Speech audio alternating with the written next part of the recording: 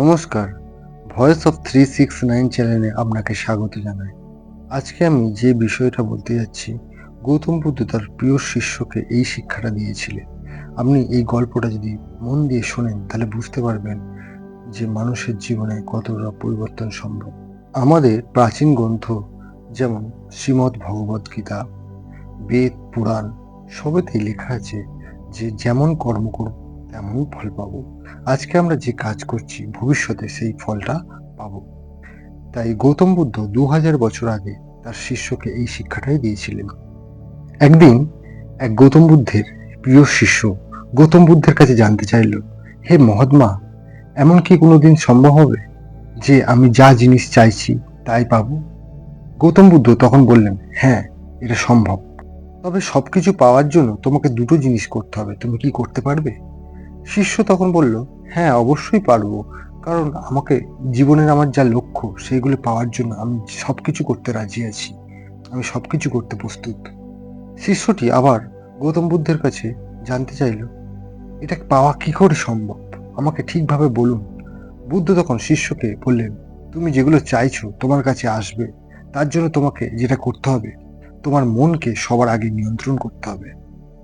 যখন তুমি তোমার মনকে সম্পূর্ণ নিয়ন্ত্রণ করা শিখে যাবে, তোমার মনকে নিজের পছন্দ মতো পরিচালনা করতে পারবে, তখন তুমি জীবনে সবকিছু পেতে শুরু করবে। শিষ্য তখন বুদ্ধকে বলল, গুরুজি, মনকে কিভাবে নিজের নিয়ন্ত্রণে আনবো? শিষ্য তখন গৌতম বুদ্ধকে বলল, গুরুজি, এটা যে খুব কঠিন কাজ।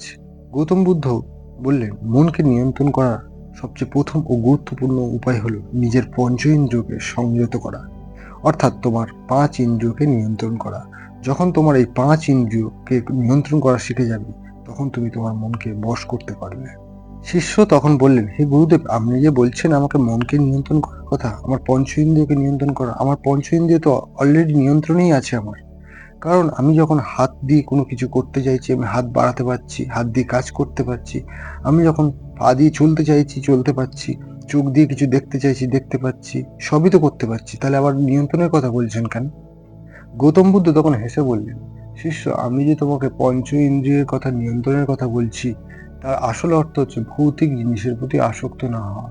অর্থাৎ তুমি যে জিনিস দেখছো, যে জিনিস ব্যবহার করছো, তার প্রতি মোহ না করা। কারণ মানুষ যখন কোনো কিছুর প্রতি আসক্ত বা মোহে আচ্ছন্ন হয়ে পড়ে, তখন সেগুলো না পেলে সে অত্যন্ত দুঃখী হয়ে ওঠে, তাদের মন অনেক বেদনায় ভরে ওঠে। যাদের মন নিয়ন্ত্রণে থাকে তারা কোনো ভৌতিক জিনিসের প্রতি মোহ, লোভ করে না, তাই নিজের লক্ষ্যের দিকে এগিয়ে যায়, জীবনের লক্ষ্য পূরণ করতে সফলও হয়। শিষ্য তখন বললেন, হে মহাত্মা, আমার মনকে বশ করার জন্য সঠিক উপায় বলে দিন, যাতে আমি যা চাই তাই পেতে পারি। বুদ্ধ তখন বললেন, তুমি মনকে শান্ত ও নিয়ন্ত্রণ করতে গেলে নির্জন স্থানে গাছের তলায় ধ্যান করতে হবে, প্রতিদিন অন্তত 2 ঘন্টা করে। এটা কন্টিনিউ 30 দিন করতে হবে। আর যখন তুমি 30 দিন পরে তুমি বুঝতে পারবে তোমার মন আস্তে আস্তে বসে আসতে শুরু করবে, সেদিনই তুমি সম্পূর্ণভাবে মনকে নিয়ন্ত্রণ করতে পারবে, সেদিনই তুমি তোমার পছন্দ মতো জিনিসকে পেতেও শুরু করবে। গৌতম বুদ্ধ বললেন তার শিষ্যকে, এখন যদি তুমি অর্থ সংকটে থাকো, বা তোমার কোনো শারীরিক সংকটের মধ্যে থাকো, বা সাংসারিক জীবনে কোনো সমস্যার মধ্যে দিয়ে থাকো, তাহলে সেই সকল সমস্যার সমাধান তুমি তার মনকে নিয়ন্ত্রণ করেই করতে পারবে। শিষ্য তখন মনে মনে করল, এটা তো একেবারে সোজা কাজ, জীবনে যা কিছু চাই তা আমি পেতে পারবো তাহলে এইভাবেই ধ্যান করে। সেদিনে সে চলে গেল। দ্বিতীয় দিনে গৌতম বুদ্ধকে প্রণাম করে গাছের তলায় ওর শিষ্য ধ্যানে বসলেন। 3-4 দিন এইভাবেই ধ্যান চলল। প্রতিদিন ধ্যান করার আগে গৌতম বুদ্ধের কাছে এসে প্রণাম করে সে ধ্যানে বসত। রোজকারের মতন এইভাবেই সে ধ্যানে বসত। কিন্তু ষষ্ঠ দিনের মাথায় ঘুরল একটা সমস্যা। ষষ্ঠ দিনে যখন ও গৌতম বুদ্ধকে প্রণাম করে গাছতলায় ধ্যানে বসেছিল, তখন সে ধ্যান করার সময় নানা চিন্তা তার মাথায় এসে ঘুরতে লাগলো। তার ধ্যান যেন হচ্ছিল না, সে যেন একটা অস্থির চিন্তায় তাকে ছটফট করছিল। তখন ওই শিষ্য ভাবতে লাগছিল যে ওই শিষ্য নিজের প্রশংসার জন্য সে কত মিথ্যা কথা বলেছে, কত মানুষকে অসম্মান করেছে, নিজে কত লোভ করেছে, ইত্যাদি বিষয়গুলো সে ভাবতে লাগছিল। আজ ওই শিষ্যের ধ্যানের 17তম দিন। সে সম্পূর্ণভাবে ধ্যানে মন বসাতে পারছে না, সে অস্থির হয়ে উঠছে। তখন সে স্থির করলো তার সমস্যার কথা গুরুদেবকে জানাবে, তার সমস্যা গুরুদেব নিশ্চয়ই সমাধান করে দেবে। 18 দিনের মাথায় যখন তার প্রিয় শিষ্য গৌতম বুদ্ধের কাছে এলো, তখন তার মুখ যেন ফ্যাকাশে হয়ে গেছিল। সে যেন কিছু সমস্যায় আছে, সেটা গৌতম বুদ্ধ জানতে পেরে গেছিল।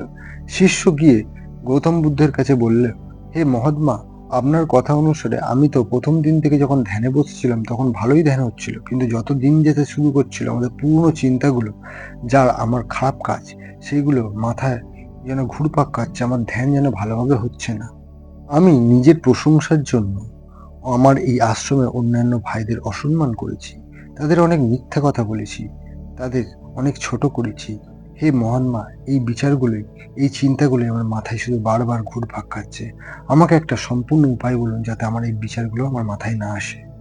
মহাত্মা বললেন, তুমি 17 দিন পর্যন্ত তোমার ধ্যানের মধ্যে ছিলে, কিন্তু তখন তুমি আসুনি, তুমি কিছু বলনি, কিন্তু 18 দিনের মাথায় তোমার মনের এই চিন্তাগুলো আসছে কেন? তোমার মনের চেতনা নিশ্চয়ই জেগেছে। তুমি অতীতের ভুলগুলো তুমি বুঝতে পেরেছো, তুমি বিচার করতে পারছো তুমি তখন ঠিক করেছিলে না ভুল করেছিলে। তুমি বুদ্ধ তখন বললেন, তুমি যে তাদের এত কষ্ট দিয়েছো নিজের স্বার্থের জন্য, তুমি এত মিথ্যে বলেছো, তার জন্য তুমি অনুতপ্ত হচ্ছ আজ। গৌতম বুদ্ধ আরো বললেন, মানুষের ধর্ম হচ্ছে সে নিজের ভুল কোনোদিনই দেখতে পায় না। লোক শান্ত থেকে যখন নিজেকে নিজে প্রশ্ন করে সে ঠিক করছে না ভুল করছে, তখনই তার চেতনা জেগে ওঠে। বুদ্ধ আরো বললেন, যখন কোনো মানুষ নিজের সমস্যার কথা শান্ত হয়ে বিচার করে তখন সে নিজেই নিজের সমস্যার সমাধানের রাস্তা দেখতে পায়। যখন তুমি নিজের সাথে কথা বলতে শুরু করলে তখন তুমি দেখতে পাচ্ছ তুমি কি ভুল করেছো কি ঠিক করেছো। এখন তুমি শান্ত মনে তোমার ভুলগুলোকে বুঝতে পারছো। এখন থেকেই তুমি তোমাকে আগিয়ে নিয়ে যেতে শুরু করে দিয়েছো। তোমার মনে যে ইচ্ছা আছে, তুমি যা পেতে চাও, তোমার বুদ্ধি, তোমার মন সেইগুলোকে পাইয়ে দিতে শুরু করে দিচ্ছে। শিষ্য তখন গৌতম বুদ্ধকে আবার বললেন, গুরুদেব, আপনি যে বলেছিলেন একটা সহজ উপায় যার দ্বারা আমি সহজেই মনের ইচ্ছাগুলোকে পূরণ করতে পারি। বুদ্ধ বললেন, আমি তোমাকে 30 দিন পরে বলবো। একথা বলে বুদ্ধ চলে গেলেন। এইভাবে দিন যেতে যেতে একদিন 30 দিন সম্পূর্ণ হলো। শিষ্যটি বুদ্ধদেবের কাছে গিয়ে প্রণাম করে বলল, হে গুরুদেব, আজ আমার মনে এত আনন্দময় কেন? আমার মনটা এত শান্ত কেন? আমার মন খুব হালকা লাগছে, আমার মনে কোনো চিন্তাও আসছে না। এবার বলুন দ্বিতীয় উপায়টা, যেটি আপনি বলবে বলেছিলেন। কিন্তু তখন বুদ্ধ তার উত্তরে বলল, দ্বিতীয় উপায় বলে কিছুই নেই। এই 30 দিনের কথা আমি এই জন্যই বলেছিলাম যাতে তুমি নিজের মনকে তুমি জানতে পারো, নিজের কথাকে তুমি, নিজের আওয়াজকে তুমি বুঝতে পারো। তাই আমি এই 30 দিনের কথাই বলেছিলাম। গৌতম বুদ্ধের এই ছোট্ট গল্পটির মধ্যে দিয়ে আমাদের জীবনে অনেক বড় শিক্ষা দিয়ে দেয়। তাই এই গৌতম বুদ্ধের এই গল্পটি সবাইকে শেয়ার করে তাদের গৌতম বুদ্ধের জ্ঞান অবগত করার। এরপরে আমি আরেকটা গৌতম বুদ্ধের গল্প বলতে যাচ্ছি, যেটা খুবই অসাধারণ। আমরা যেমন কর্ম করি তেমনই তার ফল পাই, হয় এই জন্মে নয় পরের জন্মে। তা সেই রকমই একটা গৌতম বুদ্ধের শিক্ষামূলক গল্প আমি বলতে যাচ্ছি। আমি যে গল্পটি বলতে যাচ্ছি সেটা একটা ভালো মনের মানুষ। সে সবসময় দান ধ্যান করত, দুঃখী মানুষদের সেবা করত, সবাইকে সবসময় সাহায্যের হাত বাড়িয়ে দিত, সবসময় ধর্মের পথে থাকতো, পূজা পাঠ করত। কিন্তু এই ধরনের মানুষ আমাদের সমাজে দেখতে পাই। কিন্তু এই ধরনের মানুষ যখন কোনো সমস্যায় পড়ে এবং সেই সমস্যা থেকে উঠতে পারে না, তখনই আমাদের মনে একটা প্রশ্ন জেগে ওঠে, এত ভালো মানুষ, এত সাহায্য করা উপকারী মানুষটা আজকে কেন এরকম সমস্যায় পড়তে হলো, তাকে কেন এরকম দিন দেখতে হলো? এই প্রশ্নের উত্তর এই গল্পতে আমি বলতে যাচ্ছি। এই গল্পটি আমি যে বলতে যাচ্ছি সেটা বুদ্ধের সময়ই হয়েছিল। মহাকাল বলে একজন ব্যক্তি ছিল। সে সত্যিকারের ধার্মিক, সবসময় পূজা অর্চনা করত, মানুষের সেবা করত, পশু পাখির সেবা করত, কোনো মানুষকে দুঃখ দিত না, সবসময় অন্যকে সম্মান করত। আর বুদ্ধের পঞ্চশীল উপদেশ সে পালন করত, চুরি না করা, ব্যভিচার না করা, মিথ্যা না বলা, লোভ না করা ইত্যাদি। এর সঙ্গে ধ্যান ধ্যান ও সাধনার অভ্যাসও সে করত। পূর্ণিমায়, প্রতি পূর্ণিমায় সে বুদ্ধের প্রবচন শুনত আর পাঠ করত। এক পূর্ণিমার দিন বুদ্ধের ওই শিষ্য মহাকাল বুদ্ধের পঞ্চশীল পাঠ করে, সারা রাত ধরে পাঠ করে, প্রবচন শুনে সকালে আশ্রমের পুকুরে স্নান করতে গিয়েছিল। সেই আশ্রমের পাশের একটা গ্রামে সেই রাতেই চুরি হয়েছিল। চোরটি যখন ওই গ্রামের কোনো বাড়িতে চুরি করছিল, তখন ওই চুরির অসাবধান বশত চোরের পা লেগে একটা থালা পড়ে যায়। থালা পড়ে যেতে সেই আওয়াজে ওই বাড়ির লোক উঠে পড়ে। সে তখন বাড়ি থেকে উঠে পড়ে চিৎকার করতে থাকে, চোর পড়েছে, চোর পড়েছে এই বলে। সব গ্রামের সব মানুষ চোরের পেছনে ছুটতে লাগলো, চোরটাকে ধরার চেষ্টা করছিল। তখন পুটুলি নিয়ে সেই চোরটাও খুব রুদ্ধশ্বাসে পালাচ্ছিল। কিন্তু চোর যখন বুঝতে পারলো তার আর বাঁচা সম্ভব নয়, সে এবার ধরা পড়ে যাবে, তখন সে কি করলো, ওই পুকুরের কাছে এসে ওই পুটুলিটা মহাকালের কাপড়ের কাছে ফেলে দিয়ে পালালো। গ্রামের লোক যখন দৌড়াতে দৌড়াতে সেই পুকুরের কাছে পৌঁছালো, তখন দেখতে পেল তার সেই চুরি করা পুঁটলিটা মহাকালের কাপড়ের কাছেই পড়ে আছে। তখন সবাই মহাকালকে চোর বলতে বলতে মারতে লাগলো। মহাকাল তখন বলল, আমি চোর নয়, আমি তো চুরি করিনি, আমি জানি না এখানে কিভাবে এলো। কিন্তু গ্রামের লোকেরা তার মহাকালের কথা বিশ্বাস করলো না, তারা আরো ক্ষিপ্ত হয়ে উঠেছিল। মহাকালকে সকলে বলতে লাগলো, চুরি করে আবার নাটক করছো। আবার এত মারতে লাগলো, মহাকাল মারা গেল। মহাকালের দেহ পুকুরের পাশে রেখে গ্রামে তারা ফিরে গেল। কিন্তু আজ সকালে যখন অন্যান্য আশ্রমের লোকেরা যখন পুকুর থেকে জল নিতে এলো, তারা দেখলো জলের পাশে মহাকালের দেহ পড়ে আছে। তখন তারা বুঝতে পারলো মহাকাল মারা গেছে। তখন সেই দুঃখের কথাটা বুদ্ধের কাছে গিয়ে তারা শোনালো।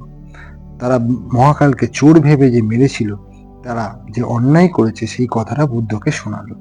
বুদ্ধ সকল কথা ধ্যান দিয়ে শুনল।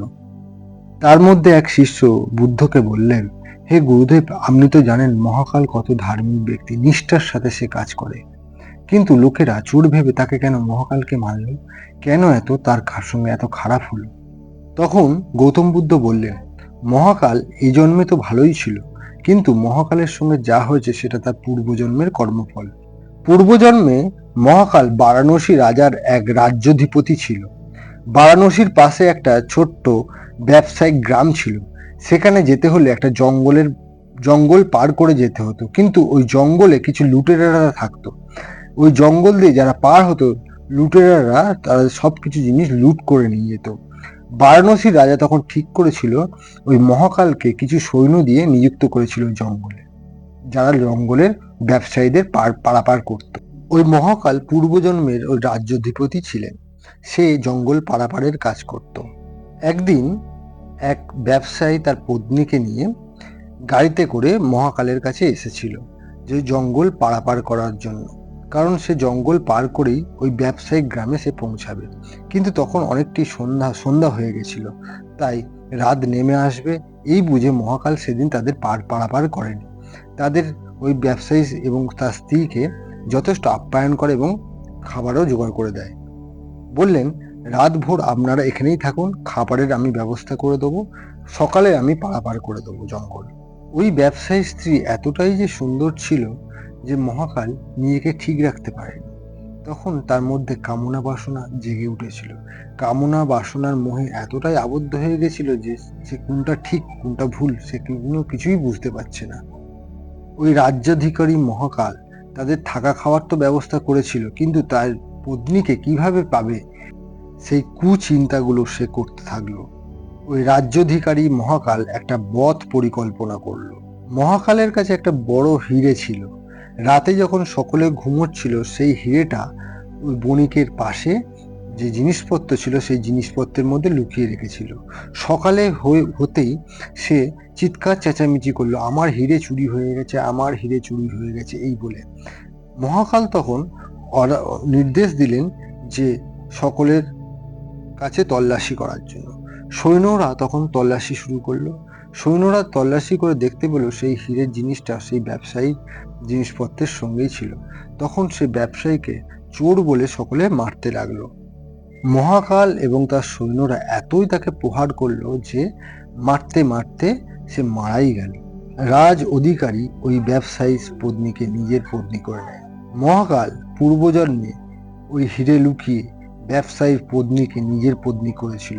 কাল মিথ্যে কথায় তার পতিকে হত্যা করেছিল তার স্ত্রীকে পাওয়ার জন্য। এইটাই ছিল তার মৃত্যুর প্রধান কারণ। মহাকাল এই জন্মে সে মানুষ জন্ম লাভ করেছে, কিন্তু পূর্বজন্মের যা কর্ম তার পিছু ছাড়ছিল না। এই গল্পে আমরা সবাই দেখছি যে মহাকাল তো খুবই ভালো মানুষ, কিন্তু আগের জন্মে অপরের স্ত্রীকে পাওয়ার জন্য মহাকাল যে দুষ্কর্ম করেছিল সেই কর্মফল মহাকাল এই জন্মে ভোগ করল। মহাকালের জীবনে ওই চুরির সাজা মিলেছে যেটা সে এই জন্মে করেনি, কিন্তু তার পূর্বজন্মের কর্মের জন্য এই জন্মে মহাকালের দুর্গতি হয়েছিল। তাই গৌতম বুদ্ধ আরো বলেন, এই জন্মে ভালো মানুষের সঙ্গে যে খারাপ হয় তা পূর্বজন্মেরই কর্মফল। এই জন্য বলছি, আজ কর্মকে শোধরাও, যা তোমার পরবর্তী জন্ম শুধরে যাবে। আজ আমরা স্বার্থের জন্য অন্যের সঙ্গে খারাপ ব্যবহার করি, কিন্তু এই কথা ভুলে যাই, এই জন্মের পাপ শুধু এই জন্মেই খণ্ডায় না, পরের জন্মেও ফল ভুগতে হয়। এই জন্য সবসময় ভালো কর্ম করা উচিত, যাতে আমি আর আমার পরিবার সুখী থাকে। যদি গৌতম বুদ্ধের এই কাহিনী থেকে কিছু শেখেন, তাহলে এই চ্যানেলটি অবশ্যই সাবস্ক্রাইব করবেন আর লাইক করবেন। ধন্যবাদ।